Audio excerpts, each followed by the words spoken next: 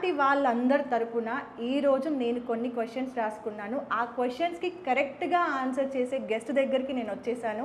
ఆయన ఎవరో కాదు, actor, director, producer, motivational speaker, 14 Nandi అవార్డుల గ్రహీత.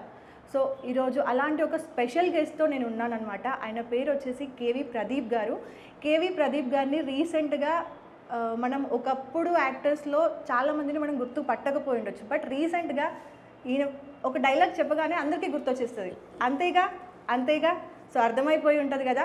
అండ్ అలాగే రీసెంట్గా వచ్చిన ఇస్మార్ట్ జోడీ సీజన్ 3లో టాప్ వరకు ఉన్నారు. సో అలాంటి పర్సన్తో ఈరోజు నేను ఉన్నాను. మాట్లాడి అన్ని విషయాలు తెలుసుకుందాం. నమస్తే సార్. నమస్తే తల్లి. బాగున్నారా సార్? Always happy. మనసు నిండా మంచితనం, హాయి ఉన్నదాంతో తృప్తి పడితే ఎప్పుడు బాగానే ఉంటామా. ఓకే. సో రీసెంట్గా నేను మిమ్మల్ని F2 నుండి ఫాలో అవుతున్నాను సార్.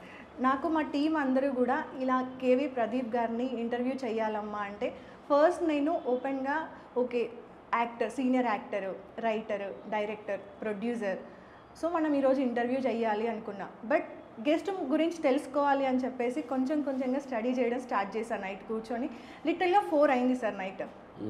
ఇంటర్వ్యూస్ ఫాలో అయ్యాను. ఇంకా అర్థం కాలేదా? నేను లేదు లేదు లేదు లేదు అంటే భయం పుట్టింది నాకు. ఫస్ట్ టైం గెస్ట్ అంటే భయం స్టార్ట్ అయింది. అచ్చా అంటే నేను ఒళ్ళు దగ్గర పెట్టుకొని ఈరోజు మాట్లాడాలి, క్వశ్చన్స్ అడగడం కూడా అంతే జాగ్రత్తగా అడగాలి అని. మీ ఫాదర్తో మాట్లాడినట్టు మాట్లాడు.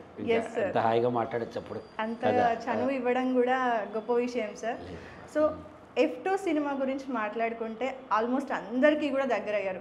సినిమా అంతా ఒక లెవెల్ అయితే మీ ఒక్క డైలాగ్ మాత్రం ఇంకో లెవెల్. అంతేగా అంతేగా.